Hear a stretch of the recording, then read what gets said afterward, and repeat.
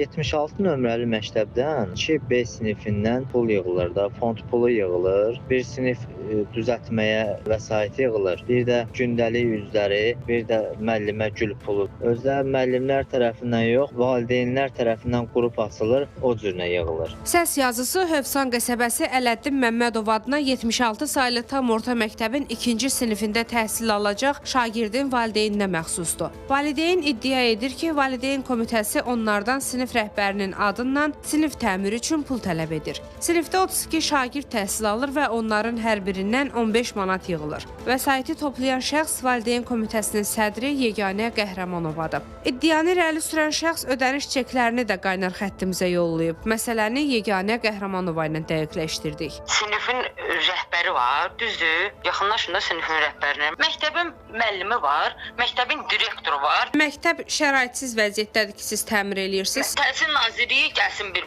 məktəbə baxsın. Neçə illərdir budur da. Məktəblərin hamısında bu vəziyyətdir. Tək bizim məktəb deyil. Sinif rəhbəri Alidə müəllimin də fikirlərini öyrəndik. Bəli, mən sinifin şəklini atmışam. Valideyn mənə səs atıb ki, müəllimə, sinif nə formadadır? Mən demişəm ki, qızım, bu formadadır sinif. Özünüz istəsəz nəyisə dəyişə də bilərsiniz. Mənə dedi ki, mən illik müəllimə özümüzə, nə bilim, ad günü pulu, nə bilim, dəftər üzü pulu, marker pulu, illik deyir biz bunları, printer, nə bilim, almaq istəyirəm sinifə. İndi mən onların o işinə qarışa bilmərəm axı. O könüllülük olan bir prinsipindədir. Amma əgər o kimisə məcbur eləyibsə, aydınlaşdıracağam. Sizin sinifiniz təmir olunub? Bizim sinif bəli, olunub. Təmir deyəndə ki, yerə bir dənə laq vurublar. Bir də o qaralan yerlərə emulsiya vurublar. Məsələni yerində araşdırmaq üçün qeyri-iş günü olmasına baxmayaraq üz tutduq 76 saylı tam orta məktəbə. Məktəbin mühafizəsinə cavabdeh olan şəxs bildirdi ki, direktor Şəfəq İbişova buradadır və gəlib məsələ ilə bağlı açıqlama verəcək. Amma uzun müddət gözləməyimizə baxmayaraq gələn olmadı. Bakı şəhər üzrə təhsil idarəsi ilə əlaqə saxladıq.